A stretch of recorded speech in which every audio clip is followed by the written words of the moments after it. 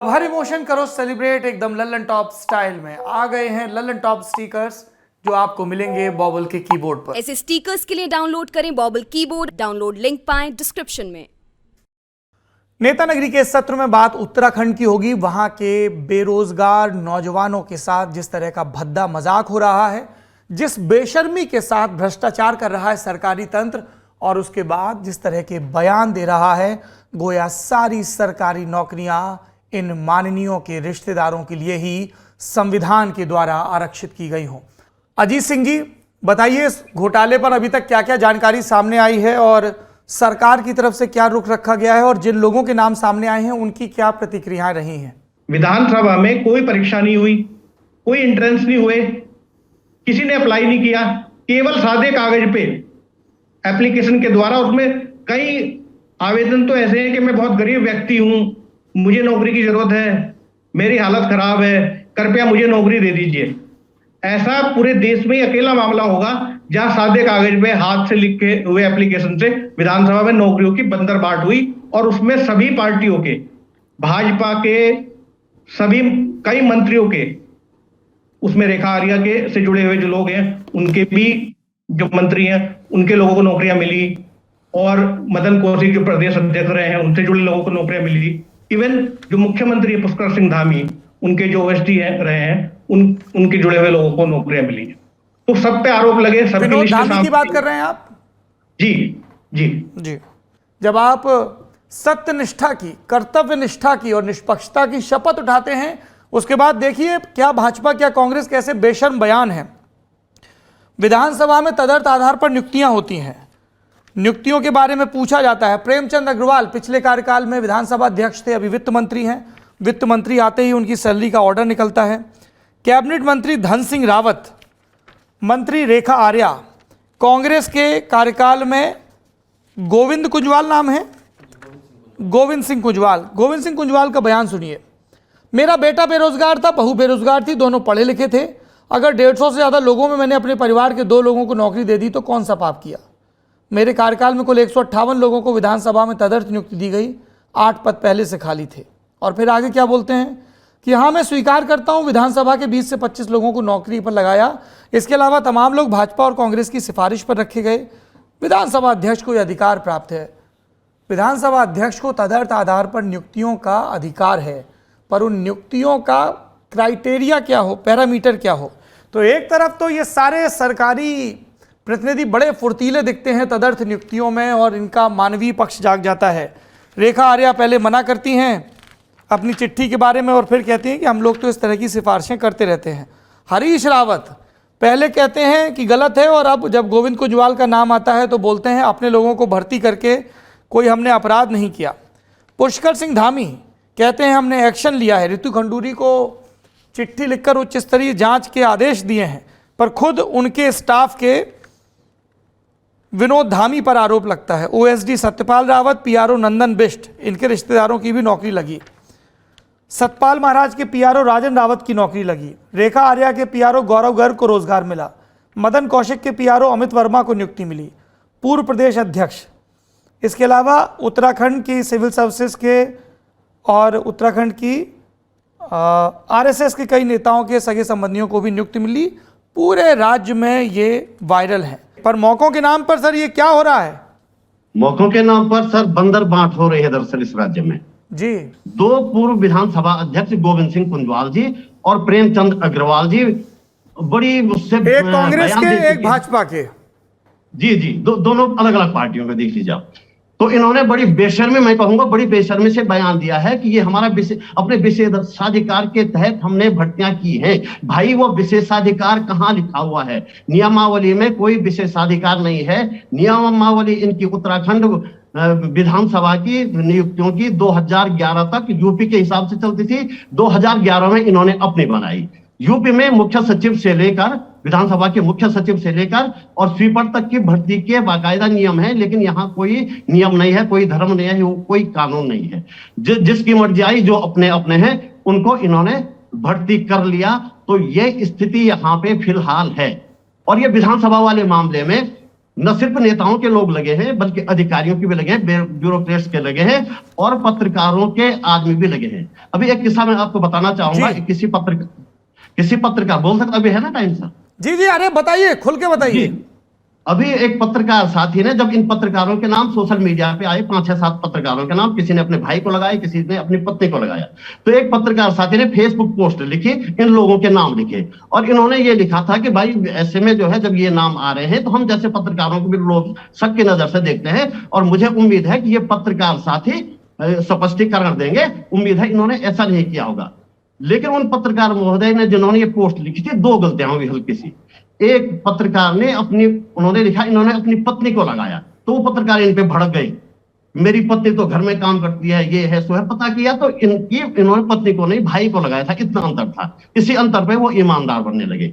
एक और पत्रकार का नाम गलती से आ गया था, वो था नहीं, नाम का भ्रम हो गया था, वो कोई और नाम था, वो गैर पत्रकार था, लेकिन इन्होंने सोचा वो पत्रकार है तो उसका नाम लिखा गलती से, तो उन्होंने बाकायदा फिर से पोस्ट लिखे, उनका नाम हटा के माफी भी मांगी। लेकिन ये जो जिन्होंने लोग लगाए थे अपने, उन्होंने वो जो नहीं था उसके कंधे पे बंदूक रख के एफआईआर दर्ज करवाई फेसबुक पोस्ट लिखने वाले पत्रकार के खिलाफ। और बाकायदा, अब उसमें कोई मेरे समझ से ऐसी कोई बात तो बनती नहीं थी एफआईआर वाली जैसी, तो थाने में दबाव डला के उन पत्रकार साथी से वो पोस्ट डिलीट करवाई, थाने में बुला के। तो ये स्थितियां, ये ईमानदारी है यहाँ पे पत्रकारों की भी। जी थैंक यू इसको पॉइंट आउट करने के लिए, क्योंकि कुछ पत्रकारों की वजह से पूरी पत्रकार बिरादरी का नाम खराब हो, ये भी ठीक नहीं है।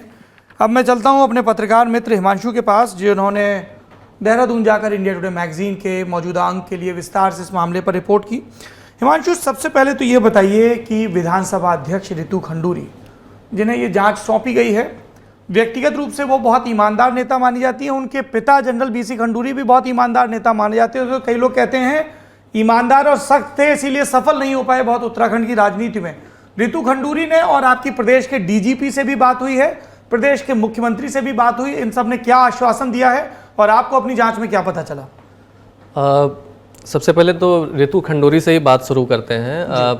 जब ये मामला बढ़ा काफ़ी तेज़ी से, तो मुख्यमंत्री ने एक पत्र लिखा और उसके बाद रितु खंडूरी ने एक 3 सदस्यीय कमेटी बनाई है जांच के लिए। जी।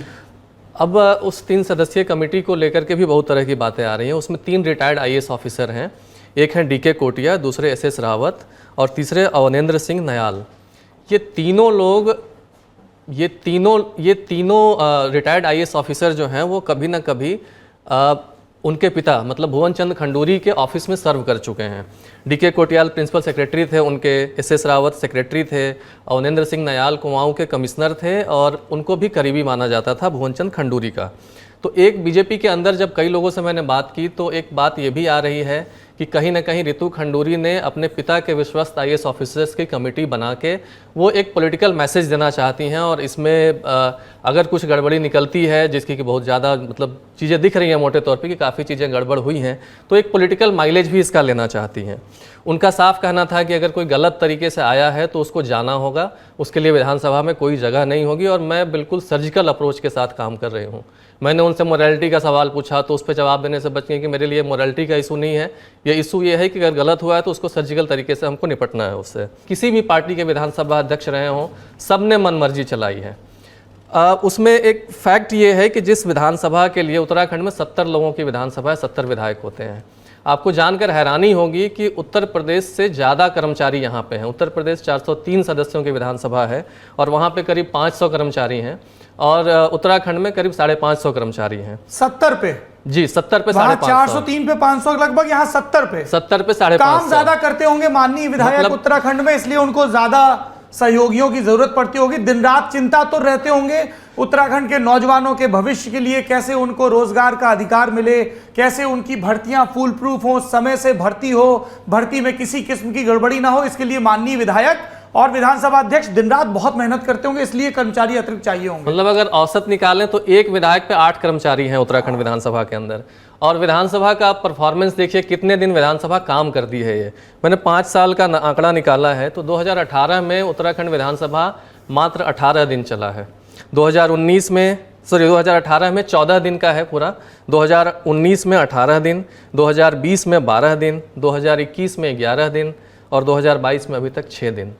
तो ये स्थिति है विधानसभा की, जिसके लिए इतने बड़े पैमाने पर वर्क फ्रॉम नियुक्तियां होम की जा मोड रही में है। होंगे, इनको लग रहा होगा दफ्तर जाने के बजाय अपनी प्रोडक्टिविटी को घर पे ही रख के करें, विधानसभा जाना गैर जरूरी लग रहा होगा सम्मानियों को। उसमें एक और रोचक जानकारी जो है, रोचक तो मैं क्या ही कहूँ, बहुत ऐसे तो दुखद ही है, लेकिन विधानसभा के सचिव थे मुकेश कुमार सिंघल जी, जिनको अभी ऋतु खंडूरी ने छुट्टी पे भेजा है, जिनके ऑफिस सील की और जिन पे जांच चल रही है। अब इनकी भी कहानी बड़ी इंटरेस्टिंग है। ये भी एडहॉक आए थे, इनकी नियुक्ति हुई थी रिसर्च ऑफिसर के तौर पे। 2004 में इनकी नियुक्ति हुई थी। उस समय ये एनडी तिवारी के करीब माने जाते थे, उस समय के कांग्रेस के जो मुख्यमंत्री थे। रिसर्च ऑफिसर के बाद ये उसी में उप सचिव हुए। फिर उसके बाद रिसर्च कैडर में इनका कोई पोस्ट नहीं बचा, वो सबसे ऊंची पोस्ट थी रिसर्च कैडर के अंदर। तो फिर इन्होंने जनरल एडमिनिस्ट्रेशन में अपना ट्रांसफ़र करवाया और ज्वाइंट सेक्रेटरी बने। अब ज्वाइंट सेक्रेटरी बनने के बाद क्या होता है कि एक बार उत्तराखंड में ऐसा प्रावधान है कि पूरे करियर में कोई भी ऑफिसर, एक शिथिलीकरण का प्रावधान है कि उसको थोड़ा सा नियम की अनदेखी करके एक प्रमोशन मिल जाता है। फिर ये एडिशनल सेक्रेटरी हो गए। इसी बीच में क्या हुआ कि जो विधानसभा सचिव थे पहले, वो रिटायर हो गए। अब एडिशनल सेक्रेटरी जब ये हुए तो एडिशनल सेक्रेटरी होते ही इनकी पात्रता हो गई सेक्रेटरी बनने की। फिर प्रेमचंद अग्रवाल ने इनको सेक्रेटरी बना दिया। तो इस तरीके से देखें तो एडहॉक कर्मचारी एक आता है और उसका बढ़ते बढ़ते बढ़ते बढ़ते आईएएस की रैंक तक पहुंच जाता है, और सेक्रेटरी के पोस्ट तक पहुंचने में जो 3 प्रमोशन आखिरी के हुए इनके, वो 2 महीने के अंदर हुए। तो पूरी तरीके से बंदरबाट, कोई नियम कानून नहीं, कोई कुछ नहीं, जैसे जिसकी मनमर्जी चल रही है। एक सादे कागज़ पे एप्लीकेशन लिख के नियुक्तियाँ हो रही हैं। और उन चिट्ठियों को आप पढ़ेंगे जो आवेदन दिए जाते थे, तो उसमें लाइन होता था, सूत्रों के हवाले से खबर मिली है कि आपके यहाँ ये पद खाली है, तो आप हमको उस पर नियुक्त करने की कृपा करें। और उस पर 1 लाइन की टिप्पणी होती थी सेक्रेटरी की कि फलाने पद पे इनकी तदर्थ नियुक्ति करें। कोई डेट नहीं, कोई कुछ नहीं, और नियुक्ति हो जाती है वहाँ पे। अभी विशेषाधिकार की बात आई कि विधानसभा अध्यक्ष का विशेषाधिकार है, लेकिन विशेषाधिकार की जब भी हम बात करते हैं तो कॉन्स्टिट्यूशन उसमें एक सर्टेन जो है उसमें चेक्स एंड बैलेंसेज होते हैं। मैंने यही सवाल पूछा ऋतु खंडूरी से कि विशेषाधिकार की बात आ रही है। उन्होंने भी कहा कि ठीक है, कुछ स्पेशल पावर्स हैं स्पीकर के, लेकिन सारे स्पेशल पावर कॉन्स्टिट्यूशनल फ्रेमवर्क के अंदर हैं। कॉन्स्टिट्यूशनल फ्रेमवर्क ये है कि हमको सबको बराबरी का अधिकार देना चाहिए नियुक्ति के मामले में। अगर वो नहीं हुआ है तो उस विशेषाधिकार का कोई मतलब नहीं है। सारे विशेषाधिकार कॉन्स्टिट्यूशनल फ्रेमवर्क में हैं। तो ये मोटे तौर पे ये कहानी है इस पूरे उत्तराखंड विधानसभा भर्ती की और उत्तराखंड में कर्मचारी भर्ती की। पूरा बंदरबाट है।